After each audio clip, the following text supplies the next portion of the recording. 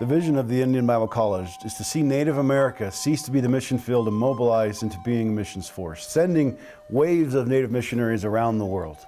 In 2011, the staff of IBC went away for our annual staff retreat and began to pray and talk about what's it going to take to see that come to pass. How do we follow in Jesus' footsteps, ministering as much as possible in the way that he did?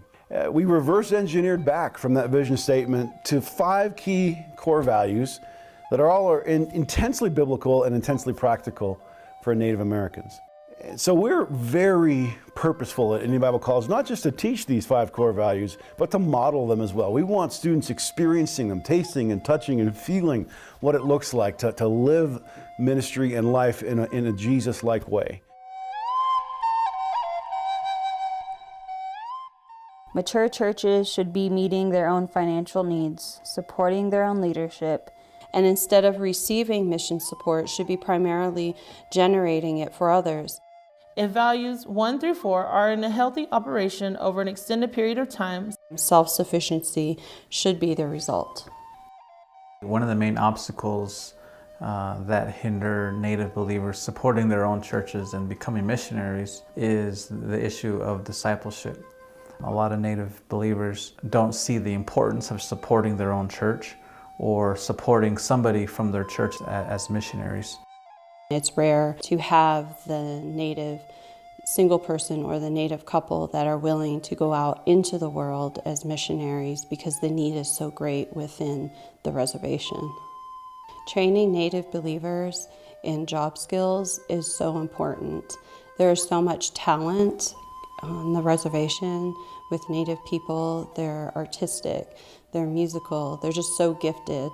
And to be able to take those talents and use them as a life source for income or to develop that work ethic or those entrepreneur skills is really important so that Native America can become self-sufficient and not dependent upon others for help. If the Native missionary has a job skill or a trade that they can market a product, they're able to generate a reliable income. Training our students to have job skills allows them to support themselves financially. It helps them to fund the ministry as well.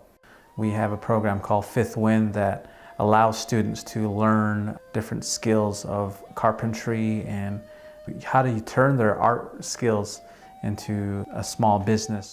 One of the reasons why I want to pursue to be a businessman and at the same time being a missionary, I want to help both ways, spiritually and financially to my people.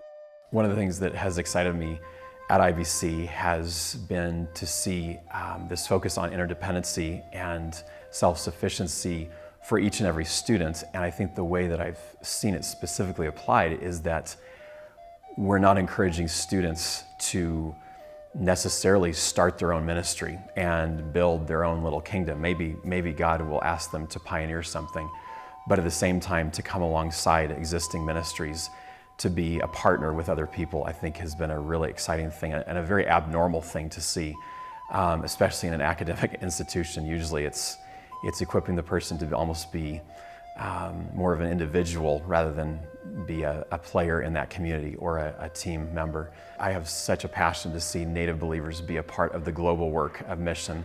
I've seen firsthand when I was living overseas areas that I could not access because of who I am ethnically, that I know my brothers and sisters who are Native would not be hindered by at all.